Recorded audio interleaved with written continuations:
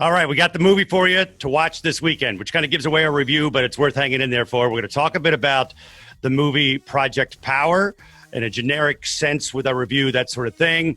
And then we will move on to people who have seen it. If you want to pause, go watch it, come back, see our thoughts, share your thoughts in the comments section, or message us or whatever. So we'll alert you very much when we get into when we're spoilers. switching to spoilers. So yes. Bandy, let's start with Project Power, which is on Netflix, and give us the basics. Yeah, it's currently streaming, the #1 movie on Netflix. Project Power stars Jamie Foxx, Joseph Gordon-Levitt, and Dominic Fishback in a genre mashup that combines superhero action with a gritty crime thriller set in New Orleans. A mysterious drug called Power grants those who take it temporary abilities. The catch is that you don't know what power you're going to get. So the big question Project Power asks, are you willing to gamble your life for a little taste of power? And they get it for 5 minutes. They don't know what it is. I don't think we're giving too much away. It can be deadly, or it can be a superpower. Yes. But you don't know what the superpower is going to be. Right. And it then goes and becomes part buddy cop of like the 80s, even references, and it's not ruining anything because right out of the gate, Joseph Gordon-Levitt does what appears to be an Eastwood scene. Yeah, but it works, and you'll see why it works. Because at first, I'm thinking right away, is this going to be just a ripoff? But the way they did it was fantastic. We will get to that in a moment. One of the things, so it's action. I would say, and I think my memory is horrible, but I would say this is one of the best action movies of the last couple of years. I agree 100%. I think this definitely could have made it into the theaters if the pandemic wasn't going on, and it would have been very successful. It's from the guys who did Paranormal Activity. They directed those movies, and this is kind of their first major blockbuster movie, and the writer is the guy who's doing the new Batman flick. So okay, all right. So you can tell he knows his superhero and his action buddy cop thriller type genre mashup that's going on here. But you're right, it's very 80s action oriented. A lot of police buddy cop cliches like yes. Give me your badge and your gun. You've got the police officer who's going outside the law to fight the bad guys on equal ground. Joseph Gordon-Levitt is a Mel Gibson of Lethal Weapon. Yes, pretty much. And then you've got Jamie Foxx, who's the ex-soldier who's on a mission, which is a trope, of course. Yes. And I read somebody who was having who's a critic who was reviewing it and didn't like the cliches and the tropes. I enjoyed them, and I think it worked in this particular case. I do, too. It felt familiar, and it took all the good things from the movies that we enjoyed watching in the 80s, all the good action movies where you've got the buddy cops and you've got the kid that's, helping when they shouldn't be. They shouldn't be in danger, but they're put in danger, and they're a really smart kid. I think Dominic Fishback, she was awesome in this, the little girl. But yeah, it takes all the right cliches and it hits all the right notes for me. So I also think that the chase scene or the fight scenes, I think for me, because I don't like a really, really long one. Right. I think it can add it can bog a movie down. Absolutely. I don't think they were at all too lengthy in this at all. Right. I should point out, I'm not a huge superhero guy. So if you're not a huge superhero guy, don't worry about it. This is not a superhero movie. Right. There's powers, but I would not classify it as a superhero movie. Would you, Clowers? No, not really. It's more of an action thriller than superhero. I mean, it happens to have superhero powers. But yeah, the action scenes, the fight scenes, it's not over-the-top gore. It doesn't go on. You don't get fight fatigue where you're just like, okay, can we get on with this scene? Yeah. The fight scenes happen. They're quick. And they're shot really cool, too. The cinematography, like... one part they're fighting and you're seeing it from the inside of a glass cell, so you're seeing Jamie Foxx fighting all these people. I thought that was really cool the way they shot that. Right. And they shot a lot of stuff in that for the whenever you call it gritty. They have that shot, and I don't know what the film is called, but they cut it. It's a darker type Yeah. It's like a grittier, just a version of it. When they would go into certain scenes, they would switch to that kind of shot. Yeah, yeah. Which was, again, kind of like, yeah, of course. But I think it really worked, man. I think it was and your wife liked it. Yeah, she watched it, and she was on the edge of her seat the whole time, so it wasn't too much gore, too much, too much violence for her. She enjoyed it, and I thought it was just the right amount. You should watch this weekend, people. And I'm telling you, it doesn't matter. You don't have to be a superhero fan, which some people would be like, I don't want to. You don't have to be a huge sci-fi fan, I don't think, because I'm not.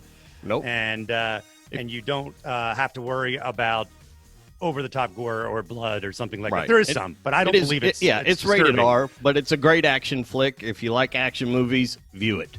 And I was looking about Joseph Gordon-Levitt. Is a guy who doesn't get the run like some other actors do, Tom Hanks or even Will Smith, you'll think of when you start naming movie stars. Right. Look back at what he has done. Project Power, 60% of Rotten Tomatoes, 97 Knives Out, 7,500, which is on Amazon Prime, a 71. I'm going in order of his last movies. 61 Snowden, The Night Before 68, The Walk 83, which I thought was great, the Willenda thing. The thing he wrote and directed, Don John, 79. I think it's Live Calm. Looper, 93. Premium Rush, 74.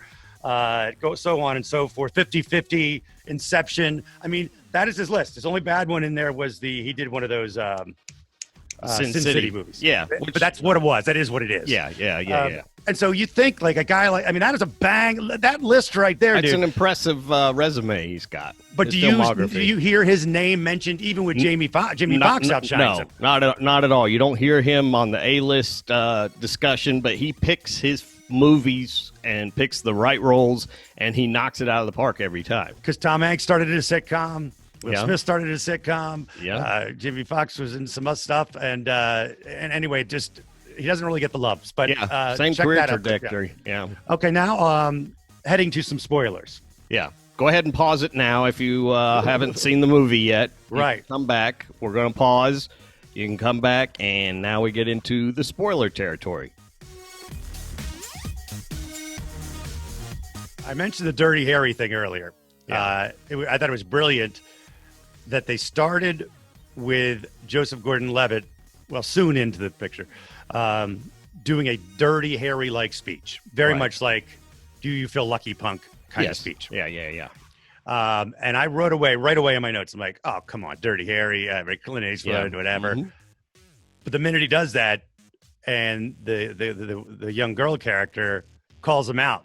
Yes, it pays off. It pays off as a joke. They mock the cliche or the trope, if you will, and it pays off way later in the film as well. Yes, and I think that it right away it sets the tone as we know what we're going to be doing here. Yes, we are going to be throwing you some cliches and some tropes, and it's more about honoring them, or if you want to call it that, or an homage to them, right? Than it is just stealing. I think it kind of sets it right there. Exactly. It sets the tone for it, and you're right. It mocks it a little bit, but at the same time, it honors what made action movies so great when we were watching them in the '80s and the '90s, before we got to all superhero type stuff. This had all the right beats of a good action movie. And you can imagine a police officer standing in front of a mirror. Like we all do, even not police officers, standing in front of the mirror and acting, giving a speech or something. When I brush my teeth sometimes. I've done it. The villain has Jim Carrey's Sonic Hedgehog villain's mustache, and I don't know who came first. That's a very random, that is random note. And I think one of the great things they pointed out right away was the Clint Eastwood and the fact that Joseph Gordon-Levitt was wearing a Gleason New Orleans Saints jersey. Yes, this was very New Orleans centric. This entire movie, they had all kinds of references. But the Gleason, if you don't know, he has ALS, and he's a hero in New Orleans. Blocked a plane after the hurricane, et cetera, et cetera. But he's like probably the most loved saint, or whatever. He's up there. Yeah. And so right away, I think by him having that jersey on, he's a good guy. Yeah. Like in his heart, he's a good guy. He's wearing a Gleason jersey. Yeah. So they want to set that without having to go through him rescuing a cat or something. Exactly. That right away that can give it to you without some sort of weird storyline about a dying mom of his or something. Right. Because when we first meet him, I mean, honestly, he's buying drugs from this little girl to fight crime. Yes. So you're Right. thinking, okay, is this guy a crooked cop? No, he's wearing this jersey, so you know he's got good intentions. If you know the jersey, Yeah, if you know the jersey. So that was a great reference. I also, speaking of villains, we were talking about that. I noticed that all the villains in this were older females, which I thought was really cool. Yeah. As well as the henchmen. In the fight scenes, you had female henchmen, which you don't normally get that in action movies. At the big meeting, it was an Asian woman, and then on the boat, it was an American woman. Was she introduced earlier in the movie? It seemed like I didn't know where she came from. She kind of came in halfway because we had the slimy looking guy who was selling the drugs to Machine Gun Kelly, who played Newt, in the back of the pickup. But he was in the very first scene. So he's kind of the middleman, and then she's kind of the brains behind the entire laboratory that's holding Jamie Foxx's daughter. So and then so then she came in, but also there was a reptile theme that was running throughout. I noticed early on because I think the villain had kind of like a scaly look to him. Yeah. Machine Gun Kelly what was his a newt? He had a alligator in his apartment. Yes, random alligator. In his apartment. Just randomly there. So, which makes sense, I guess. New Orleans and whatever. But that sort of clued you off that these powers are coming from animals. So, or at least it did for me. It was, but I thought it was going to be all reptile. Right. I did think it was going to be all reptile at one point. Yeah, it wasn't until later on when we're getting the actual drug presentation from the guy that we learn about the Wolverine frog. We learn about where all these temperature. The temperature, how you can maintain all these different animals and camouflage guy, but I guess he's a thing. And Jamie Foxx's spirit animal or whatever you want to call it is the pistol shrimp, which I thought was really cool. The pistol shrimp, by the way, is a documentary about some comedian women in LA who started a rec league, and they called themselves the Pistol Shrimp. And I don't know if that's where these guys got it or not, because I've never heard the pistol shrimp, but the pistol shrimp is a real thing, a real animal, and it, in essence, it makes these bubbles. You can Google it if you want, but in essence, it turns bubbles into bullets. Yeah, at least against other aquatic small creatures. But Jamie Foxx uses it to smash people to pieces. Yeah. And the pistol shrimp is now going to be the new honey badger. Yes, honey badger. Which athlete will be the pistol shrimp? Exactly. Somebody's going to get that nickname, and they'll probably be a New Orleans Saint. I would, if I were to a slight guy. So you had the pistol shrimp, and you had, and I looked up the Wolverine frog. At the end, the guy with the metal. He's the Wolverine. From X-Men. Yeah, basically, he just starts growing claws out of various parts of his body. Yeah. And he's fighting Jamie Foxx. But with Jamie Foxx not having eaten a pill. Right. So I'm a little confused as to how Jamie, but he was, I guess, because he was such a great ranger in the military, he knows all the jujitsu or whatever. Yeah, and that's where there's kind of a gray area. We don't know because he was the Army Ranger that they did all the testing on. They irradiated them and did all this testing, and so maybe he did have some underlying powers that we weren't aware of. But he seems to handle the Wolverine frog pretty easily, and that kind of leads to a little gray area or confusion with how long the pill actually lasts, because in the early parts of the movie they make it a point of showing you these pills only last 5 minutes, right? And they only give you the powers for 5 minutes, but towards the end we don't know these guys are running around, we don't know how much time is passing because we're not watching the clock tick away. Joseph Gordon-Levitt's running through this the bowels of this ship, and he's like beating up we don't even know guys. If he took a pill at that point. Right. We don't know if he's taking these pills. We know he took one at the very beginning when he walks up to the security guard, and the security guard shoots him. But that's because we know his power appears to be he's bulletproof. Just not to die from. He's bulletproof. Yeah. But they don't. show you anything else about speed, although he does catch that one guy. Yeah. So we don't really know if it's a little gray about that. Yeah. Does he have more than one? Is he fast, or was he always fast? Is he a great fighter? Or right? Because he's a detective, so he's a little guy. Yeah, he's a little tiny guy detective. So you have to suspend some belief there. But does he seem fast on the when he? I'm trying to yeah, when he he seems chases very the fast. bike guy or the chameleon dude. Yeah, when he's running after him, because he definitely took pills there when he's fighting the guy who robbed. So he the might bank. be fast and bulletproof. Yeah. So we don't know. They don't really define it, which is okay. I'm all right with that. Okay. I can suspend all these kind of movies are going to have that. Yeah, and it sets it up very nicely for a sequel, which I was reading about today. The writer, who was also the screenwriter, Madison Tomlin, for the Batman, says there's absolutely a possibility for a sequel or a prequel. Yeah, or a prequel. I would love to see both. How that Jamie Foxx thing came to play. Yeah. Let's see. There was a couple things I found odd, but there's always these things in movies. So I'm not ripping the movie because I think you should see it. Jamie Foxx gets shot in the grocery store. Mm-hmm. She takes him to the vet. Yeah. Trope again, of where people get fixed. Yeah. Always. And she easily gets in, but whatever. Her mom worked there. She fixes him up, sews him up. It's painful. I mean, he's hallucinating. He's out of it, whatever. Yeah. And then the next scene. Yep, he's 100% up, walking around. Got a new shirt on, fighting. Yep, good to go. Fighting like there was no problem ever. And then also the fact that Joseph Gordon-Levitt has him in the front seat, and when he arrests him, which I know was an easier shot for them. Yes, than to have him in the back seat. Right. But that was weird. But generally, that's not what the police officers do. Put you up front. And this is so minor stuff I'm just picking on, but he left a message for the captain. Yes. Yeah. At one point. Yeah. You're telling me the captain is not going to pick up for this rogue cop, Joseph Gordon-Levitt, who he wants to kill? Yeah. He wants to murder him. Yeah. He's going to let it go to voicemail? Yeah, he's going to. What are you doing? Let it go to voicemail. Pick up the phone, man. What else do you have going on? This is your most important case right now. Right. That bugged me. Yeah, that was a little ridiculous. But. And I'm still.